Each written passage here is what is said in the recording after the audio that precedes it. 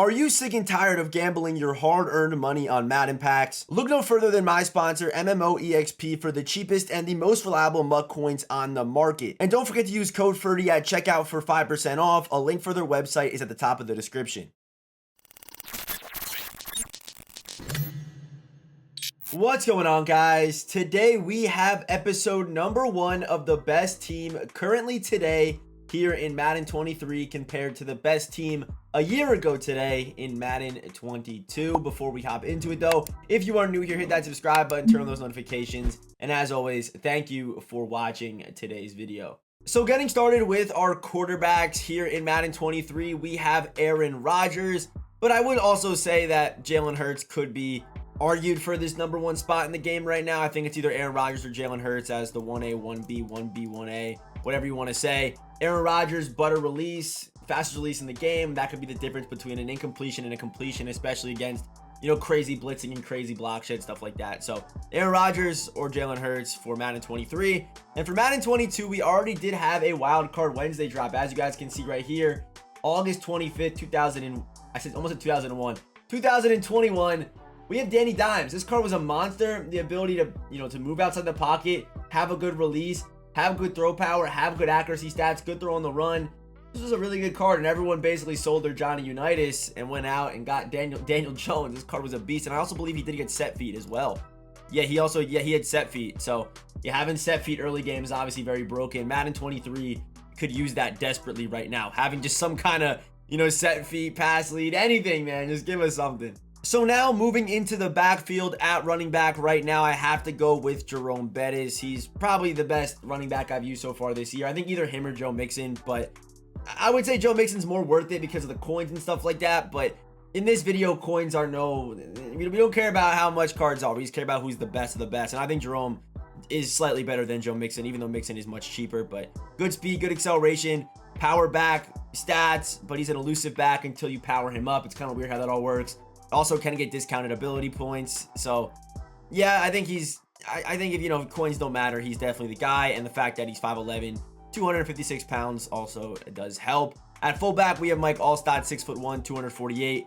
Good speed, good acceleration, can run block very well. Also very good with the ball in his hands. You saw a lot of the MCS guys running Mike Allstott as their RB1 and just going crazy. So now for Madden 22, running back, I'm going to go with Derrick Henry for obvious reasons. Big body backs last year were insane. 6'3", 247 pounds with 86 speed.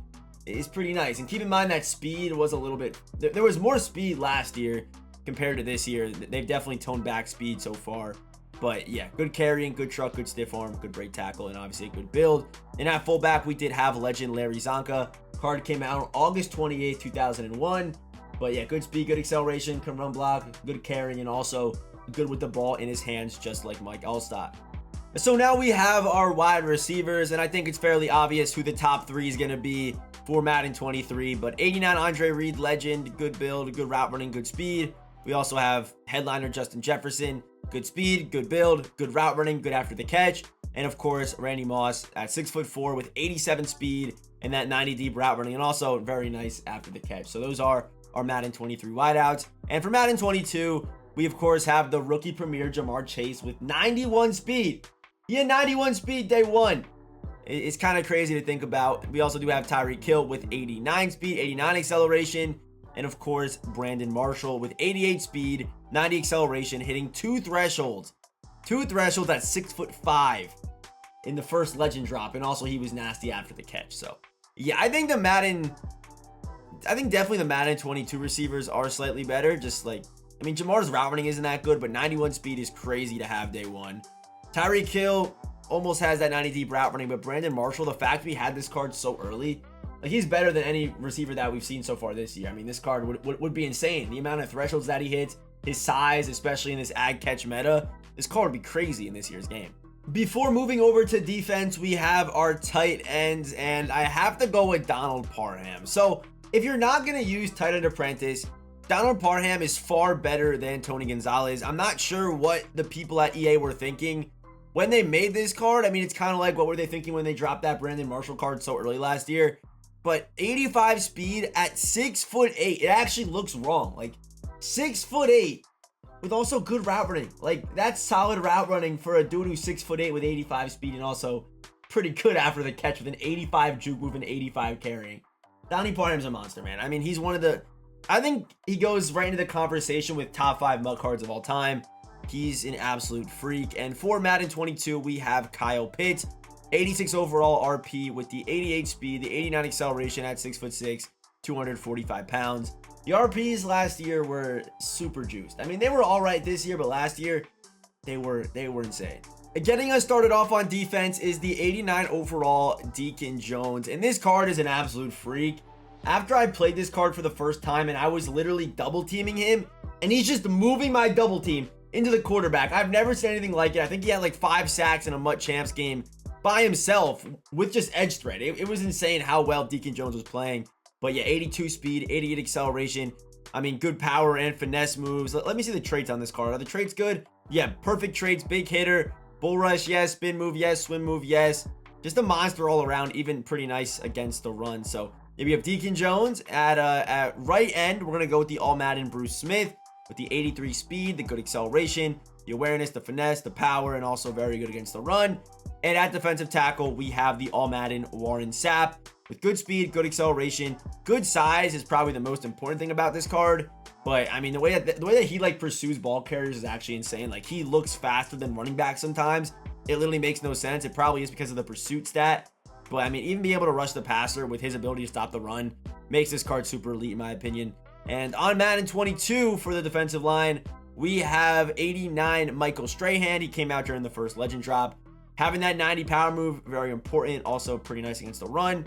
At defensive tackle, we didn't really have a good one at this point. All we had was this 86 Quentin Williams. Decent speed. He was decent, but I think he was definitely the best. But we really didn't have that much variety early game in Madden 22 at defensive tackle. And for right end, we have Nick Bosa with that 89 finesse moves. Decent speed, decent acceleration at 6'4", 266. And also all the traits are on yes as well for Nick Bosa. So now moving into our linebackers here in Madden 23, we have the legend Mike Vrabel. And yes, this card probably isn't worth it for the coins, but he is the best regardless of price tag. And like I said, price tag in this video doesn't matter. So yeah, here's Mike Vrabel. At middle linebacker, I have Fred Warner. But this also could be like Micah Parsons, even though Micah is a right outside linebacker with good zone, good speed, the ability to rush the passer and lurker. Micah Parsons could definitely be in this spot. The 87 pre-order Micah Parsons, of course. But Fred Warner is the best legit middle linebacker in the game right now with good speed, good acceleration, 6'3", 230. Can't really hit that well, but this card does play super well for me. So yeah, here's Fred Warner. And at right outside linebacker, we're going to go with Lawrence Taylor. Rushing the passer, nasty, good speed, and can also stop the run. Can't play coverage like Micah, but his ability to rush the passer is pretty insane. So those are our Madden 23 linebackers. And for Madden 22, we have DeMarcus Ware, who was always kind of a monster last year with pretty good zone coverage, can rush the passer with good speed and good run stopping stats. DeMarcus Ware was really good last year on all of his cards, honestly. Middle linebacker, we have Micah Parsons, who was actually a middle linebacker last year with 88 speed, 88 acceleration, and also good tackling. And the zone coverage wasn't there yet. I guess I didn't know who this guy was going to become, but that was RP Micah Parsons. And at left outside linebacker, we have Von Miller with the 82 speed, good power moves, good against the run, and also all the traits are, of course, on yes. Moving into the secondary, we have the 89 overall legend, Lester Hayes. This card I do think is the best corner in the game. Yes, there's a price tag that does come with Lester Hayes, but the ability to even get, you know, discounted acrobat is pretty nice as well on this card. At cornerback number 2, we got Tariq Woolen, the free competitive field pass reward with the 89 speed, 89 acceleration at 6'4" with 87 man and 84 zone coverage. Is pretty crazy still to think about. And for our quarterback number 3, we have Stephon Gilmore. This also could be like L'Jarius Sneed. I guess there is somewhat of a debate between these two cards, but high man, high zone, good press, good speed, good acceleration at 6'1". And for Madden 22, we have JC Horn, another RP making the list here in Madden 22. And I don't think any RPs are on the list for Madden 23. Just goes to show you how good these cards were early game. But yeah, JC Horn, we have the legend Darrelle Revis with 89 speed, 89 acceleration. And of course, the superstar Marlon Humphrey with the 87 speed, 88 acceleration, good man, good press, and some decent zone coverage. And finally, we have our safeties here in Madden 23. For free safety, I'm going to go with Javon Holland.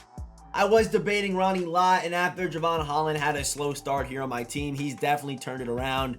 This card plays great, 88 speed, 6'1", can play coverage, can stop the run well. For a free safety, being able to do both those things is just so important. So Javon Holland, here he is, card's a monster. And at strong safety, I think it's easily Steve Atwater and his amazing hairline with that little point there. But yeah, 87 speed, 87 acceleration, 6'3", can play zone, even over 80 in man coverage for a card that's so big and can stop the run so well is super nice to have. So yeah, Steve Atwater and Javon Holland are our safeties for Madden 23. And for Madden 22, we have yet another rookie premiere. We have Trayvon Moehrig, who didn't see another upgrade all year last year, but had the RP with the 90 speed, 90 acceleration at 6'1". This card was a beast and also good hit power. And at strong safety, we have to go with the strong safety Ed Reed with the 90 speed, 91 acceleration, good zone, decent man at 5'11", 200. So those are our teams for Madden 23 and Madden 22. And of course, drop a comment down below. Which team are you taking? The best team currently today in Madden 23 or the best team a year ago today in Madden 22? Me personally, I do think it is pretty close, but I am going to go with the Madden 22 squad. Stat-wise, they're just better. I mean, like speed-wise and hitting thresholds, they're just better. If you were to put the 22 team into Madden 23, they'd blow out the best team. Not blow out. I think it would be close, but they definitely, I think, would beat the best team in Madden 23 right now. I mean, you have better abilities, you have more speed, it just makes sense. But I guess you don't have as much size. Like, I feel like the 23 team has some, they got some size, man. Even in the middle with like Warren Sapp, like their pass rush is definitely better. Their corners, I would say, are better, like more size. Tariq Woolen at 6'4", that was unheard of early game Madden 22. Yeah, if you are new here, hit that subscribe button, turn on those notifications. I will be live tonight over on Twitch at about 8 p.m. to 8:30 Eastern time. So if you want to come through, link for the Twitch channel down in the description. And as always, I will see you boys in the next one.